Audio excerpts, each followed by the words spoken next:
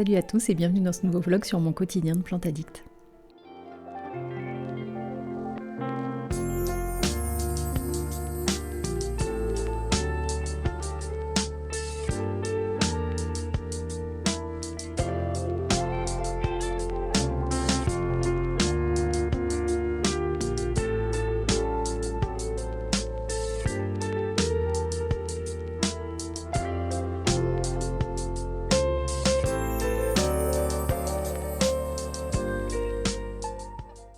Et ensuite, ici, je vous partage ma nouvelle expérience du moment. Alors j'espère que ça va pas durer qu'un moment. Donc ça, c'est un fruit du dragon. Je vous en ai déjà parlé plus tôt sur Instagram. C'est mon fruit préféré, surtout le rouge, qu'on ne trouve pas en France. Ici, on en trouve des blancs, mais qui n'ont aucun goût et évidemment qui sont hors de prix.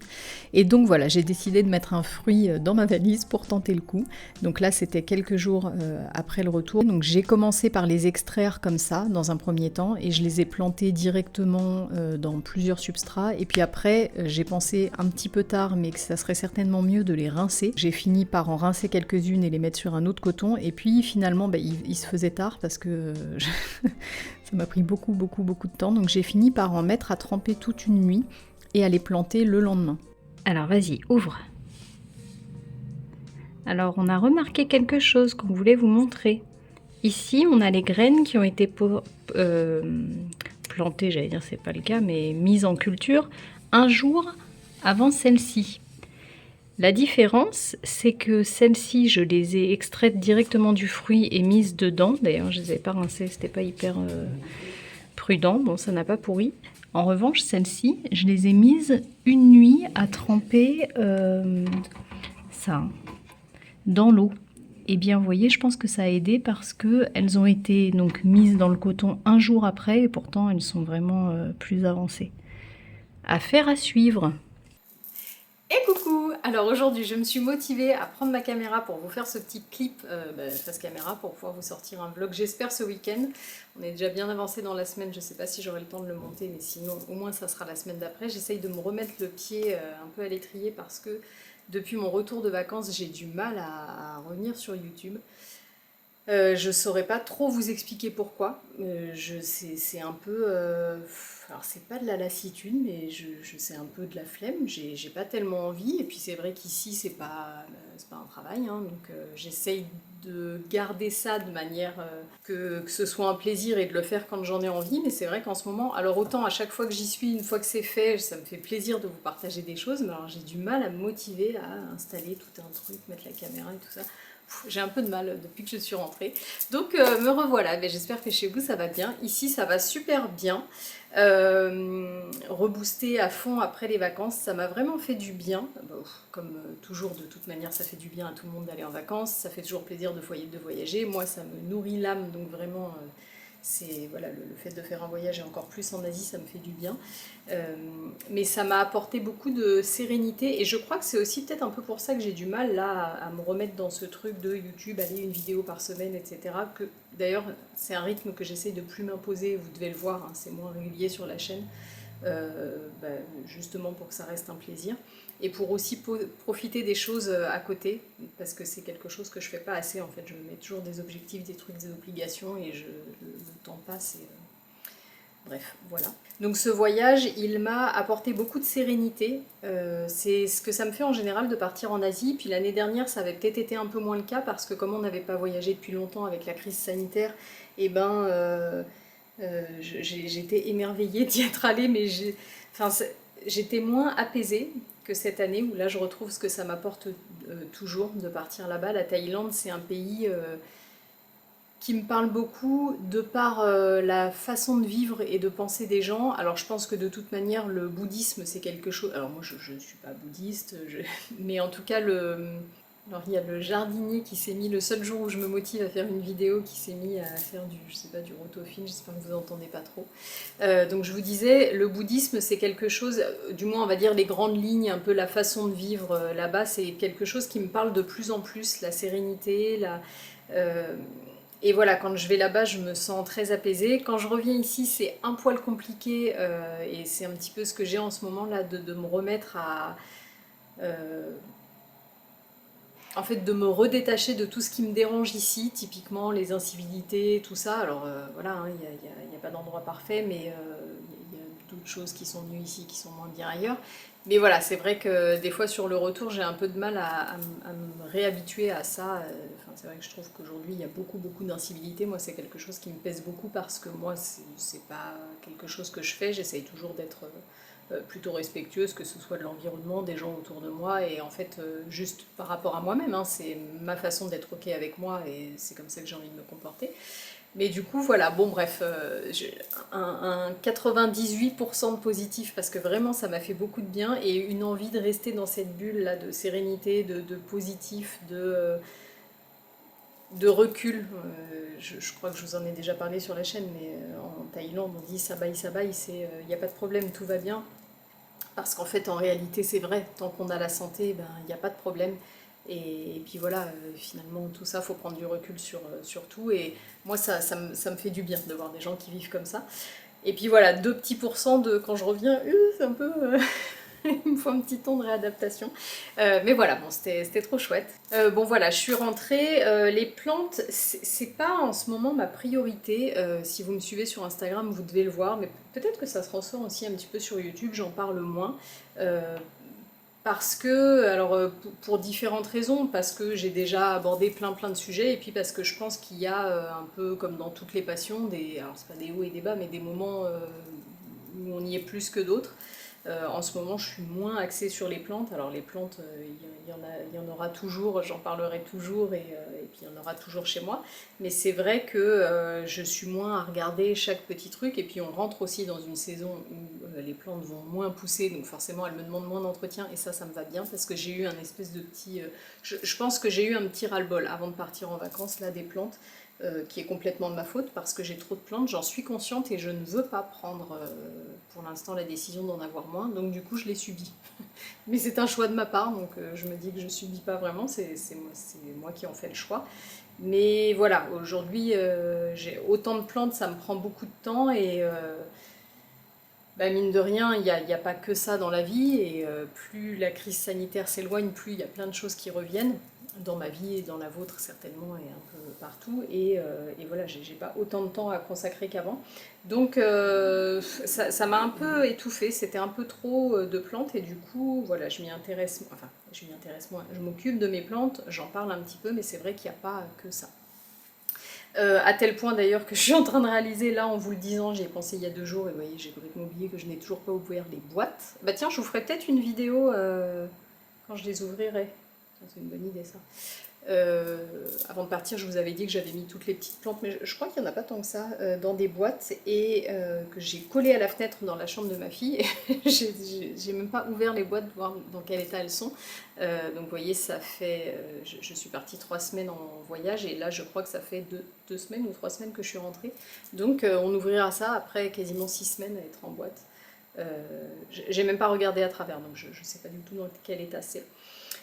Voilà, pour ce qui est des plantes. Et puis, alors justement, en parlant des plantes, je voulais vous montrer, donc vous avez vu plus tôt dans la vidéo, je vous parlais du fruit du dragon qu'on a planté, enfin des graines qu'on a plantées. Je voulais vous montrer la serre que j'utilise déjà un petit peu pour anticiper les questions qui vont m'être posées, et parce que je la trouve vraiment bien. C'est celle-ci. Alors, est-ce que vous voyez peut-être comme ça?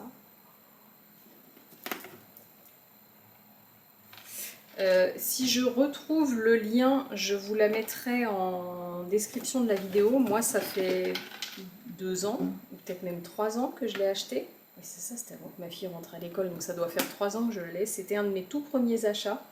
Et j'en suis très contente parce que quand je me suis mis aux plantes, moi c'était en fin d'année, donc on arrivait dans les... C'était pas les beaux jours. J'en suis super contente. C'est une serre donc, qui est chauffante, que je branche. Ce qu'il y a de pratique, alors je peux pas vous la montrer, là je peux pas la prendre puisque du coup j'ai ma culture de graines oui, de graines de fruits du dragon qui est dedans. Mais ce qui est bien, c'est que dedans il y a des bacs, alors que moi j'ai enlevé là dans les clips que vous avez vus, mais qui permettent de mettre directement de la sphène dedans et de mettre des boutures en culture. Je l'ai fait les premières années, c'est pas compliqué après à enlever parce que la sphaigne n'est pas très compacte, donc vous arrivez après à les séparer les unes les autres. Il y a un espèce de fond dans lequel vous pouvez mettre un peu d'eau pour que ça reste toujours humide, et puis de toute manière en fermant ou ouvrant les ailettes, ici on gère l'humidité. Vraiment je la trouve très bien, maintenant j'ai 3 ans de recul dessus, je m'en sers chaque année et je la trouve très efficace. Ça va venir en complément. Alors, ça ne va pas remplacer un tapis chauffant parce que vous n'allez pas pouvoir mettre. Alors, si, encore que si vous enleviez tout, vous pourriez mettre une plante ou deux dessus. Euh, Moi, j'ai un tapis chauffant dans la cuisine où je mets les bébés dessus, ce que j'appelle ma nurserie, là. Et j'ai un autre tapis chauffant dans la cuisine également, sur laquelle je pose les alocasias qui sont un peu fragiles. Sinon, dans la maison, j'ai pas de tapis chauffant. Ça remplace pas vraiment ça, mais ça permet de continuer à bouturer en hiver pour ceux qui ont envie de bouturer tout le temps, ceux qui viennent de tomber dans la marmite du Plantaddict, comme moi il y a 3 ans et où j'avais envie de tout couper, tout bouturer en plein hiver. Et ben c'était une super solution. Donc voilà, je voulais vous la montrer parce que je crois bien que je l'ai jamais montré sur la chaîne, cette serre. Voilà. Bon, et puis pour faire un petit point donc sur cette mise en culture là, des graines de fruits du dragon, pour l'instant c'est timide. J'ai l'impression que c'est bien parti, mais j'ose pas trop me prononcer parce que j'ai peur de me porter malheur. En fait, le fait que ça pointe, c'est une chose, mais après, il va falloir que ça pousse, que les graines vont s'étouffer entre elles, donc tout va pas survivre, et heureusement, vu tout ce que j'ai planté. Donc pour l'instant, voilà, je me précipite pas à vous donner des nouvelles positives, mais ce que j'ai fait, c'est que pour multiplier mes chances, j'ai fait plein de choses différentes. Donc j'ai, vous l'avez vu, planté directement, enfin mis des graines directement dans du coton qui ont poussé moins vite que celles que j'avais mis à tremper ensuite une nuit dans l'eau et que j'ai mis sur du coton après. Et j'ai multiplié les modes, les supports de culture, pardon. Donc j'ai essayé sur du coton, où j'ai mis juste de l'eau. J'ai essayé sur du coton où j'ai vaporisé avec de l'enracineur. Bon, je n'ai pas vu de différence. Clairement, ces deux-là sont allés moins vite que le troisième coton où j'ai utilisé les graines qui avaient trempé 1 heure dans l'eau. Donc ça, par contre, c'est clair, c'est quelque chose qu'il faut faire. Il faut faire tremper les graines une nuit dans l'eau. J'ai essayé dans de la sphaigne, j'ai essayé dans du stratum fluval, dans du terreau à semis, ainsi que dans de la fibre de coco mixée. Donc voilà, j'ai plein de supports de culture différents, ça me permet moi de multiplier mes chances et ça me permet surtout, ça me permettra de vous faire un retour complet. Si un jour j'arrive à avoir des fruits, l'idée c'est de faire une vidéo complète, comme j'ai pu faire pour les orchidées ou pour, voilà, de la plantation à la récolte, imaginez. Mais rigolez pas, c'est tout à fait possible parce que j'ai vu, enfin on m'a envoyé des photos d'une personne qui fait pousser sur son balcon des... Alors c'est des fruits du dragon blanc, mais elle récolte des fruits comme ça. Alors je me demande s'ils ont du goût, parce que les blancs en France ici n'ont aucun goût. En Thaïlande ils sont très bons. Sur un balcon dans le sud, dans ma région. Donc a priori c'est jouable avec une bonne exposition. Voilà. Bon, moi je le fais pas réellement pour avoir des fruits, parce qu'après on va rentrer dans les sujets plus compliqués, mais certains disent que les pieds sont auto-fertiles, certains disent qu'il faut un pied mâle, un pied femelle, qu'il faut les polliniser. Bon. Donc je sais pas du tout si c'est jouable. Moi je le fais pas pour ça, je le fais un peu de manière sentimentale pour avoir une plante qui vient de là-bas, qui aurait poussé, ça me ferait trop plaisir. Et puis pour l'expérience, parce que j'adore faire des expériences, que je trouve ça chouette de montrer ça à ma fille. Mais c'est sûr que si un jour j'arrivais à avoir un fruit, ça serait excellent, quoi. Donc voilà, c'était aussi un peu ça le but de multiplier les supports de culture, c'était d'avoir, de pouvoir vous faire un retour complet et puis de multiplier mes chances. Donc on va croiser les doigts. Ensuite, je voulais vous montrer cette orchidée. Ça va être un peu un pêle-mêle. Alors oui, ça c'est pareil, vous avez dû le voir, les vlogs ont un petit peu changé parce que j'ai plus envie de m'imposer de filmer tous les jours quand je fais un vlog. C'est trop compliqué, c'est trop contraignant, c'est trop de temps. J'avais essayé déjà de réduire un petit peu, de ne pas faire des vlogs toutes les semaines, mais c'est encore trop contraignant. Donc plutôt que d'en arriver à me dégoûter et de plus rien produire, eh bien j'ai décidé de changer un peu ce format. D'ailleurs dites-moi en commentaire ce que vous en pensez, si ça vous plaît, n'hésitez pas à me dire si ça vous plaît pas. Alors je vous garantis pas que je retournerai au format d'avant, parce que je pense que j'ai plus envie de m'imposer ça. En fait au début c'était un plaisir, à la fin je me l'imposais, donc je veux plus me l'imposer, mais ça pourrait peut-être me permettre de réfléchir à autre chose. Aujourd'hui j'essaye plutôt de vous filmer la semaine, plutôt avec mon téléphone, déjà plus avec la caméra, ça fait que j'ai pas à tout installer. je vous filme un peu avec le téléphone. On perd un petit peu en qualité, mais j'ai l'impression, pour les 2 vlogs d'avant, j'ai demandé à quelques copines test qui me disaient que la qualité c'était pas désagréable. Et puis je sors la caméra une fois par semaine, voilà, où je vous fais un peu un petit pêle-mêle. En fait, je note toute la semaine les choses dont je dois vous parler, enfin dont j'ai envie de vous parler. Et puis hop, je me pose là et je vous parle de tout. Donc voilà, il va y avoir un peu de cuisine, un peu de beauté, un peu de, un peu de plantes. Mais c'est plus facile comme ça plutôt que de m'asseoir devant la caméra comme ça plusieurs fois par semaine. Parce que mine de rien, bah, tout ça c'est beaucoup de temps, on s'en rend pas compte hein, quand on est derrière l'écran, de l'autre côté. C'est beaucoup de temps, là c'est l'hiver, donc maintenant il faut en plus installer des lampes, etc. pour que vous ayez quand même une qualité sympa à l'écran. Et voilà, ça fait beaucoup de choses à chaque fois. C'est quelque chose que j'ai plus envie de faire plusieurs fois par semaine. Donc voilà, je vous fais un petit... Maintenant je ferai des vlogs comme ça avec des petites images et un face caméra où je vous raconte un peu tous les trucs auxquels je pense. Et je voulais vous montrer cette orchidée, pourquoi? Parce qu'elle me sort ce qu'on appelle un keki. Vous voyez ici,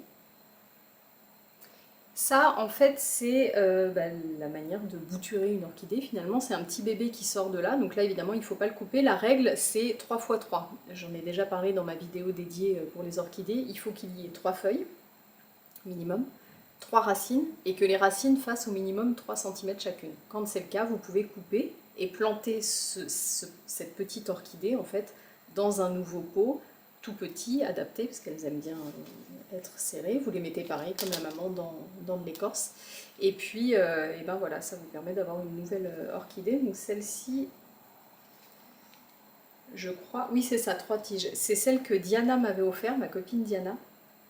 Et bien, voilà, qui était déjà, enfin c'est une super belle orchidée, elle était en super état, ça se voyait, je vous l'avais expliqué au niveau du feuillage, et elle avait 3 hampes, et puis vous voyez, ben là elle me sort un bébé cette année, donc je suis plutôt contente. Pour l'instant, j'ai pas de départ de hampes, mais bon, c'est encore un peu tôt dans la saison, et puis ben, malheureusement, je les ai pas beaucoup arrosées cet été, donc je sais pas si j'aurai des fleurs cette année, mais voilà, je voulais vous montrer ça. Ça c'est comme ça qu'on a une nouvelle orchidée. Ensuite, je voulais vous parler d'un cadeau que j'ai eu pour mon anniversaire. C'était mon anniversaire la semaine dernière et qui me régale. Ce livre, c'est donc Mon hiver cosy de Caro from Woodland. C'est une autrice, illustratrice qui a une page Instagram. Moi, j'en avais déjà entendu parler. J'en ai déjà entendu parler sur des chaînes YouTube, notamment de Plante Addict. J'avais vu son compte sur Instagram, mais je connaissais pas plus que ça. Et écoutez, je me suis prise d'amour pour son univers, en fait, parce que ma voisine avait ses livres. Et du coup, j'ai pu les feuilleter. Moi, en les voyant comme ça sur Instagram, j'arrivais pas trop à me rendre compte de la qualité, donc j'avais pas forcément envie de me projeter là-dedans, puisque c'est quand même 29 € le livre. Donc maintenant, je les mettrais, mais pour le coup, le prix me freinait parce que je savais pas trop à quoi m'attendre. Et donc, ça m'a été offert pour mon anniversaire, je suis trop contente. En fait, ça m'a aidé un peu à me plonger dans la saison froide. Quand je suis juste avant de partir en Thaïlande, j'y étais pas du tout, parce que moi j'étais en train de préparer les valises avec les affaires d'été, voilà. Et puis parce que j'aime pas le froid, vous le savez maintenant si vous me connaissez, j'aime pas l'automne, j'aime pas les citrouilles, Halloween, tout ça, c'est pas du tout mon truc. Moi j'adore Noël. Et ça me met un peu le cafard toute cette période avec les feuilles qui tombent et tout ça.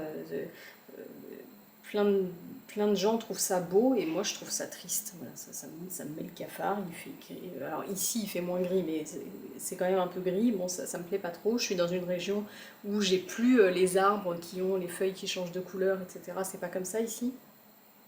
Donc c'est une saison qui me plaît pas. Donc elle a mon automne cosy, mon hiver cosy, et puis je crois que là elle a sorti mon printemps cosy. Mon automne cosy, ça m'a donné envie de me mettre dans cette déco d'automne. D'ailleurs j'ai acheté un bouquet de fleurs séchées chez France Fleurs que j'avais vu justement sur sa page Instagram, que j'ai trouvé, qui est super beau, mais que je vous ai même pas montré parce qu'en fait quand je suis rentrée de Thaïlande, c'était déjà l'heure de se mettre aux décos, alors pas aux décos de Noël, mais en tout cas c'était fini, c'était la fin de la déco d'automne. Et moi j'adore la déco de Noël, donc je la fais tôt, dès le premier week-end de Noël, voire les derniers jours de décembre, ou novembre. Dès le premier, on recommence. Dès le premier week-end de décembre ou voire les derniers jours de novembre. Et ben ça valait pas le coup de l'installer pour si peu de temps, donc je l'ai remisé et puis on verra ça pour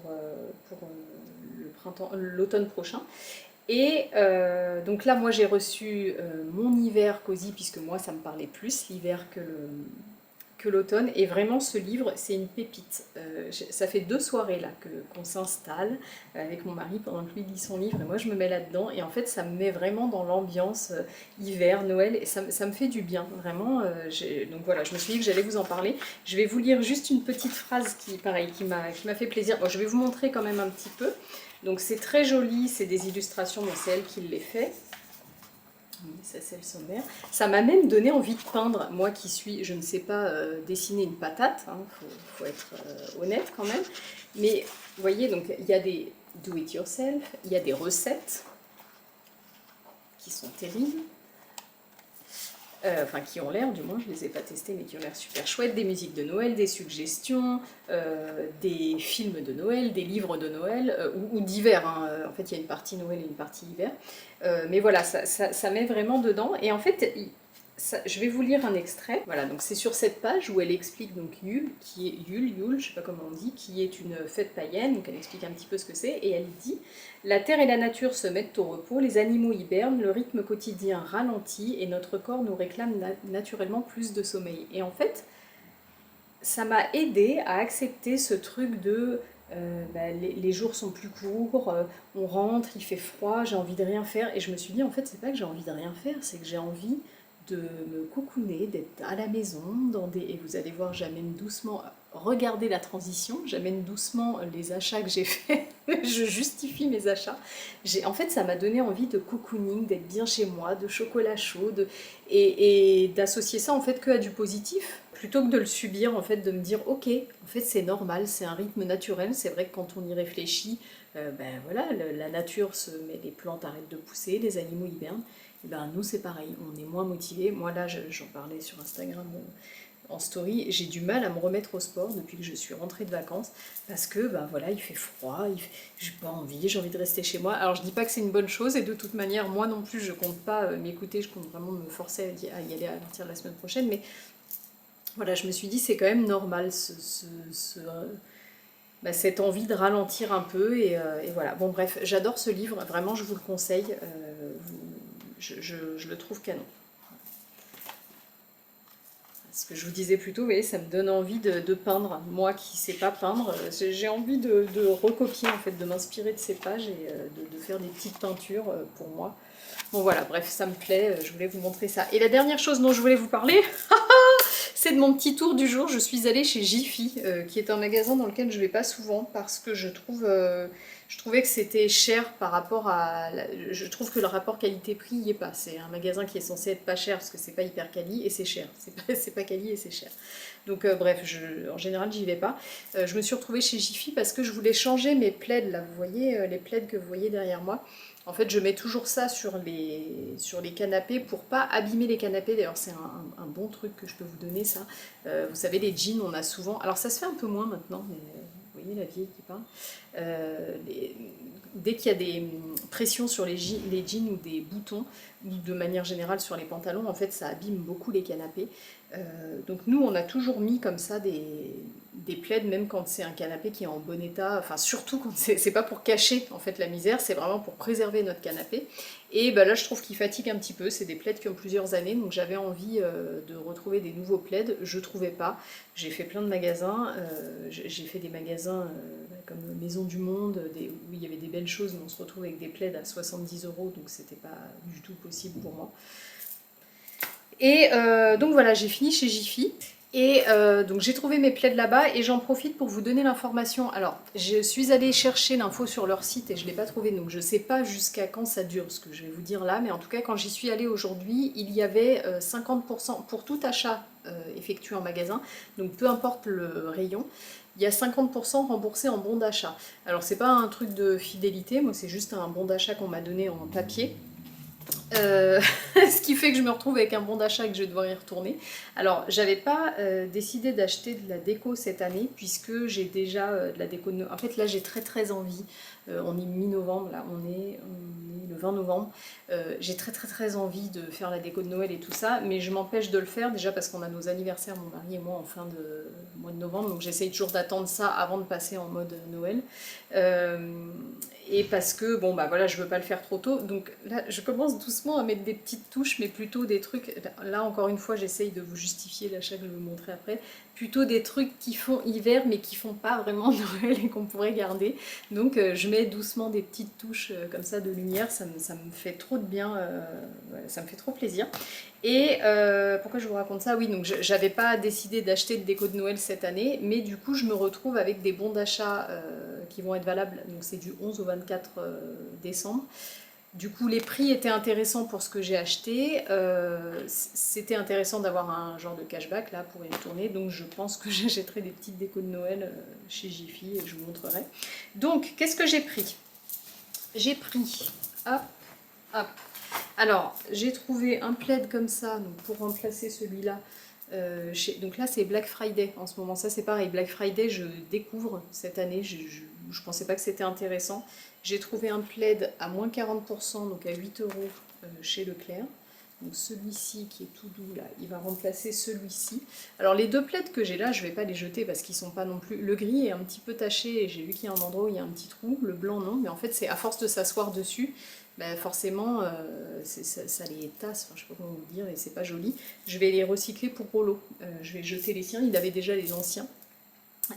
Et puis ben voilà, je vais lui donner ceux-là et on va repartir sur des trucs comme ça. Voilà, donc celui-là pour ici, moi j'aurais aimé des plaids plus gros, mais en fait en s'asseyant dessus, plus la moumoute est grosse, plus quand on s'assied dessus ça fait des bouloches et c'est pas beau. Donc maintenant je sais vers quoi aller, je prends des trucs un peu texturés, pas trop lisses non plus. Vous voyez, celui-là il est lisse et il a moins bien vieilli que le blanc.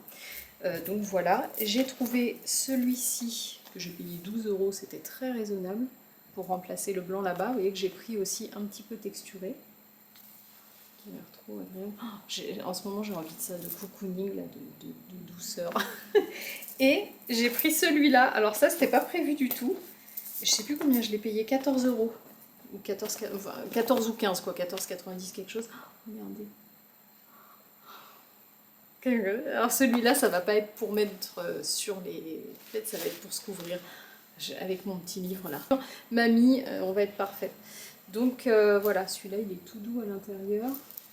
Et avec des dessins, alors qui font hiver plus que Noël, vous voyez. C'est pas Noël quoi, ça fait un peu chalet, je peux les laisser tout l'hiver en février, ça passera. Je peux le laisser en février, ça passera encore quoi. Voilà.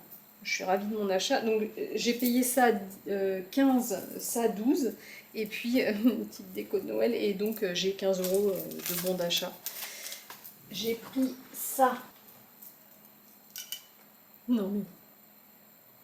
Et attendez, j'ai payé ça, que je dise pas de bêtises. Ouais, c'est ça, 2,49 €. Est-ce qu'on est prêt? Ah, vous verrez pas, si. C'est illuminé. Faudra que je vous montre de nuit. Ah, non mais c'est 2 €. Et c'est de la céramique. Trop contente. Vraiment, je trouve ça canon. Donc voilà, mes petits achats, je vais me faire une petite ambiance cosy là, ça me fait trop plaisir. Et puis j'ai envie aussi de changer les coussins, là, ceux-là, là, les verts. Alors ça c'est pas mal parce que c'est des coussins qui sont déhoussables. J'ai acheté ça chez Zodio, les coussins. Maintenant je prends des coussins de qualité parce que sinon ça dure pas. Je veux absolument qu'ils soient déhoussables et comme ça je peux les laver. Et ben, je peux aussi les changer. Et là j'ai très envie de garder donc le gros coussin gris et le coussin blanc, mais de changer le petit là et de mettre un truc qui fasse un peu Noël. Et je sais pas encore quoi. Je suis tentée un peu par un truc comme ça là.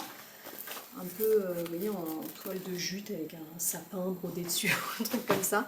Ou je sais pas, je sais pas encore, donc je regarde. C'est pas évident de trouver des housses. Je trouve des coussins, mais moi j'ai envie de... Je veux pas cumuler les coussins, ça sert à rien. Donc j'aimerais bien trouver des housses un peu noéliques. Et puis voilà, ça va être tout pour cette année. En fait, cette année, je suis très attirée par les tons. Mais ça, c'est à cause d'elle. Déjà l'année dernière, ça me titillait un peu. Et vous voyez, je suis attirée par ce type de déco... plus... Ah bah tiens, oui. C'est exactement... Je me demandais pourquoi j'avais ça dans la tête, c'est ici que je l'ai vu. J'ai envie de déco plus... Moi, mon sapin, on fait toujours de la déco rouge, blanc et vert, donc assez traditionnelle. Et bah, maintenant j'ai envie de couleur bois, plus bois, un peu toile de jute comme ça me plaît bien. Je pense que je vais rajouter plus de vert et de beige cette année. Mais voilà, je veux pas changer ma déco. Bon déjà parce que c'est un investissement et que j'ai pas envie de le faire. D'autre part parce que bah, la déco qu'on a, elle me rappelle aussi bah, les débuts avec mon mari, ma grossesse, la naissance de ma fille et tout ça. Et puis les premiers Noëls de ma fille. Donc j'ai pas du tout envie de changer ça.